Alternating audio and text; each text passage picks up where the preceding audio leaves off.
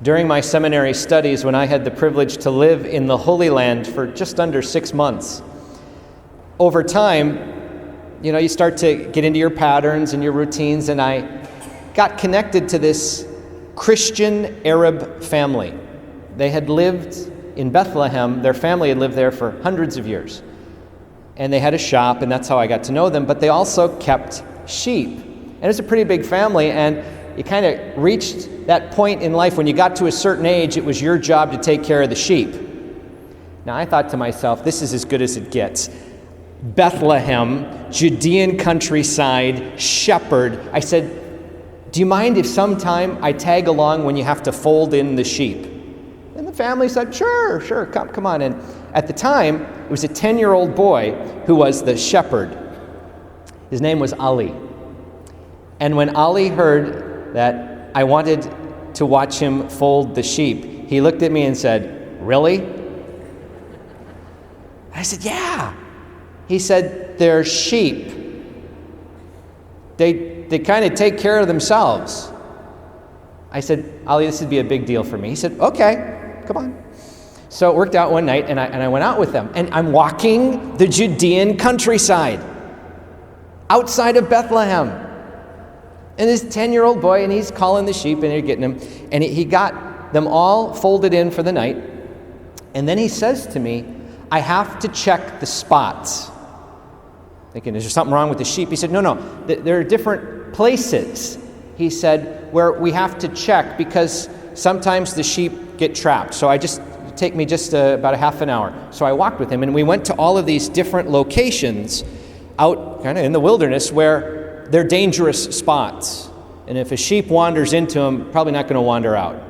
What happens is the ground drops off real fast in a couple of these areas, and if you get flash flood, rain, it can wash out.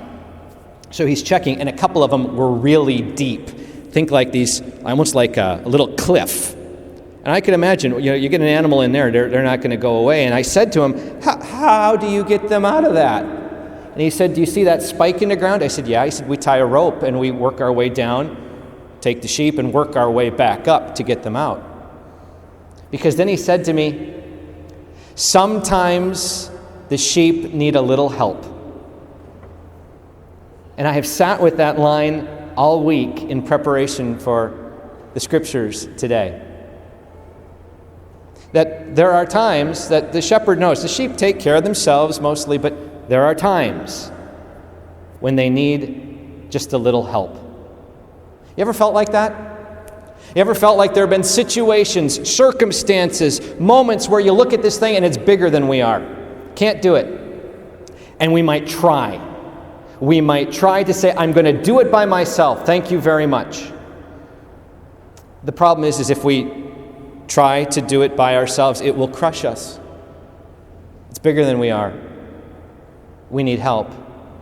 And I don't know about you, but I'm one of those people where I think I would rather have a root canal without Novocaine than have to ask for help some days. Sometimes that's the hardest thing, is just to say I need a little help. But this is what we encounter in the scriptures today. It's one of the most beautiful lines in the scriptures.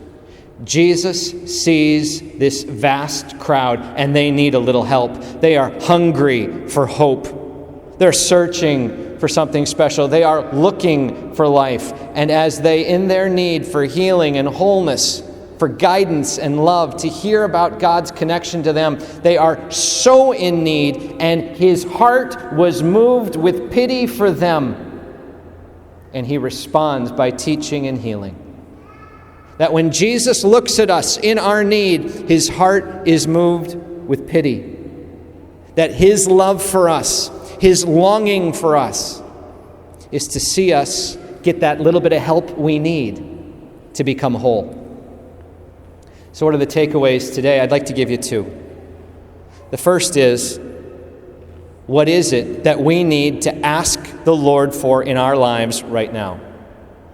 What's going on in our life that we need help? And we got to get over our own stuff that says, I can do it by myself, thank you very much. That. We got to get over that part of us that says, I'm fine, when we're not fine. when we're not being honest with ourselves? What is it that we need to ask for help? And can we name it? Because sometimes in life it's smooth sailing. Everything is firing on all cylinders. But sometimes it's not. And when things aren't going well, when things aren't going the way they plan, are we willing to ask for help, and can we do it?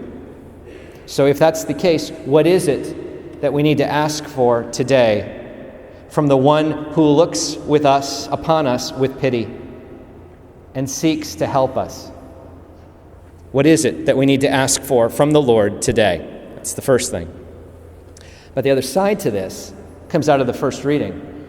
That God does raise up shepherds, that God does call forth shepherds, that God does appoint people in our lives to help us and lead us and guide us. And sometimes we just might be that shepherd to another. That sometimes we are uniquely positioned, uniquely located, with a unique perspective to see the need of another human soul, and our eyes open, and are we willing to say, "Can I help you? Take my hand. Hey, I see you're hurting. Let me help you." Sometimes that's awkward. Sometimes we can feel really like, I don't know, like I'm trespassing a boundary. But to recognize that here is a human heart and they're bleeding, to recognize that this is somebody who's in need, to be able to offer. Whether they accept or not, that's out of our control. But do we recognize that sometimes God puts us in that spot to bring help to another? That sometimes we are the one who've been empowered, like the apostles, who went out and taught and healed in the name of Jesus. We're apostles too. And we have been sent out. And when we walk out the doors today, you never know who God is going to put in our path that we can help. Are our eyes open? And are we willing to extend our hand to help someone who God has placed before us in their need? Asking for help and offering help, part of our response to the needs around us. The Lord looks upon us. His heart is moved with pity in our need, and He longs to help. Friends, today, as we make our communion, what's going on in our hearts?